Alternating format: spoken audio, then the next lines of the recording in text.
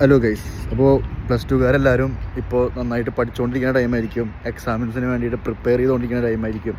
അപ്പോൾ അവർ പ്രിപ്പയർ ചെയ്യട്ടെ, പഠിച്ചുകൊണ്ടേ ഇരിക്കട്ടെ, എക്സാം നന്നായിട്ട് എഴുതട്ടെ, നന്നായിട്ട് പാസ്സാവട്ടെ. എനിക്ക് പറയാനുള്ളത് അവരുടെ പാരൻസിനോടും അവരുടെ റിലേറ്റീവ്സിനോടാണ്. പരീക്ഷ ഒക്കെ കഴിഞ്ഞിട്ട് അവർ ഡിഗ്രിക്ക് വേണ്ടിയിട്ട് ഒരു കോഴ്സിന് വേണ്ടിയിട്ട് അപ്പയർ ചെയ്യുമ്പോൾ എന്ത് കോഴ്സാണ് എടുക്കുക വയ്ക്കുമ്പോൾ ചിലപ്പോൾ അവർ ഒരുപാട് കൺഫ്യൂഷനിലായിരിക്കാം. ചില കുട്ടികൾ അവർക്ക് ഇന്നത് താല്പര്യമുണ്ട് പറഞ്ഞു വരുന്നവരായിരിക്കാം. അപ്പോൾ അവരെന്തെങ്കിലും കോഴ്സ് അവർക്ക് താല്പര്യമുണ്ടെന്ന് പറഞ്ഞാൽ അതിനെ പറ്റിയിട്ട് അറിവുണ്ടെങ്കിൽ മാത്രം പ്രോത്സാഹിപ്പിക്കുക. അറിവില്ലെങ്കിൽ നിരുത്സാഹപ്പെടുത്താൻ നിൽക്കരുത്.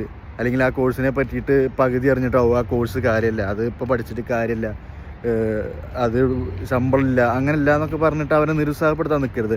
ആ കോഴ്സിനെ പറ്റിയിട്ട് നന്നായിട്ട് നമുക്കൊരു അറിവ് വേണം. ഓക്കെ, ഈ കോഴ്സ് കൊണ്ട് എന്താണ് ഉപകാരം, ഇവർ പഠിച്ച എന്താണ് എന്നുള്ളത് കംപ്ലീറ്റ് ആയിട്ടുള്ളൊരു അറിവുണ്ടെങ്കിൽ അത് നല്ലതാണെങ്കിൽ പഠിപ്പിക്കുക.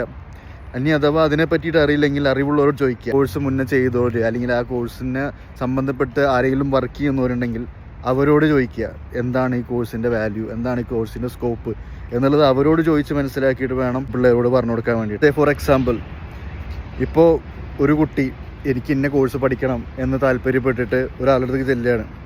അപ്പോൾ ആൾ പറയാണ്, ഈ കോഴ്സ് കാര്യമില്ല. ആൾക്ക് ആ കോഴ്സിനെ പറ്റി ചിലപ്പോൾ ധാരണ ഉണ്ടാവില്ല. അപ്പോൾ ആൾ പറയാണ്, ഈ കോഴ്സ് കാര്യമില്ല, ഇത് പഠിച്ചിട്ട് കാര്യമില്ല, ഇതിനും ഭേദം നീ വേറെ വല്ല കോഴ്സ് എടുക്കുക, ഇതിന് സ്കോപ്പില്ല എന്ന് പറഞ്ഞിട്ട് അവനെ നിരുത്സാഹപ്പെടുത്തി അവന് താല്പര്യമില്ലാത്ത കോഴ്സ് സജസ്റ്റ് ചെയ്ത് അവൻ ആ താല്പര്യമില്ലാത്ത കോഴ്സ് എടുത്ത് അതിന് പഠിച്ച് അത് ജോലിയാക്കിയിട്ട് അവൻ വർക്ക് ചെയ്തുകൊണ്ടിരിക്കുമ്പോൾ ഈ പറഞ്ഞ ആളുടെ മകനോ മകളോ ഇതേപോലൊരു സിറ്റുവേഷൻ വരുമ്പോൾ ഈ കാര്യമില്ല എന്ന് പറഞ്ഞ സെയിം കോഴ്സ് സ്കോപ്പ് മനസ്സിലാക്കി അഡ്വാൻസ് കോഴ്സ് പഠിപ്പിക്കുന്ന ടീം വരെ നമ്മുടെ നാട്ടിലുണ്ട്. ഓക്കെ, അപ്പോൾ ചിലപ്പോൾ വീണ്ടും ഇവനോടൊന്ന് ചോദിക്കും, നീ അന്നൊരു കോഴ്സ് പറഞ്ഞില്ലേ, ആ കോഴ്സ് ഇപ്പോൾ എങ്ങനെയുണ്ട്, മോനിപ്പോൾ അതാ പഠിക്കണം എന്ന് പറയുന്നത്, അല്ലെങ്കിൽ മോളിപ്പോൾ അതാണ് പഠിക്കണം എന്ന് പറയുന്നത്, അതിന് സ്കോപ്പ് ഉണ്ടോ എന്ന് തിരിച്ചു ചോദിക്കുമ്പോൾ ചെറിയൊരു ഉളുപ്പ് വേണം അങ്ങനെ ചോദിക്കണമെങ്കിൽ. അവർക്ക് താല്പര്യമുള്ളത്, അവരുടെ ടേസ്റ്റ്, അവരുടെ ഡ്രീം എന്താണോ അതിനനുസരിച്ചിട്ട് അവർ വർക്ക് ചെയ്യട്ടെ, അതിനനുസരിച്ച് പഠിക്കട്ടെ, വാട്ട് എവർ ഇറ്റ് ഈസ്. ചിലപ്പോൾ ഇപ്പോൾ ആ കോഴ്സിനെ പറ്റിയിട്ട് ആരും അറിവുണ്ടാവണമെന്നില്ല, ചിലപ്പോൾ അത് പിന്നീടായിരിക്കാം, പഠിച്ചവൻ ഇറങ്ങുന്ന ടൈമിലായിരിക്കാം ആ കോഴ്സിന് വാല്യൂ കാണുക. ഇനി എനിക്ക് പറയാനുള്ളത്, പ്ലസ് 1 പ്ലസ് 2 പഠിക്കുന്ന പിള്ളേർ ഒരു ഡ്രീമും ഇല്ല, അല്ലെങ്കിൽ ഒരു പ്ലാനും ഇല്ലാണ്ട് ഏത് കോഴ്സ് എടുക്കാമെന്ന് കൺഫ്യൂഷനായിട്ട് നിൽക്കുന്നവരാണ്.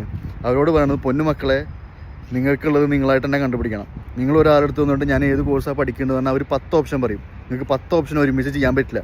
അപ്പോൾ അതിൽ ഏതെങ്കിലും ഓരോ ഓപ്ഷൻ നിങ്ങൾ മനസ്സോട് കൂടിയിട്ട് എടുക്കേണ്ടി വരും. അപ്പോൾ നിങ്ങൾക്ക് ആപ്റ്റായ കോഴ്സ് ഏതാണോ, നിങ്ങൾക്ക് താല്പര്യമുള്ള കോഴ്സ് ഏതാണോ, നിങ്ങൾക്ക് ചെയ്യാൻ ഇഷ്ടമുള്ളത് എന്താണോ അത് പഠിക്കുക, അതിനെ പറ്റിയിട്ട് അറിവ് നേടുക, അതിനു വേണ്ടി വർക്ക് ചെയ്യുക.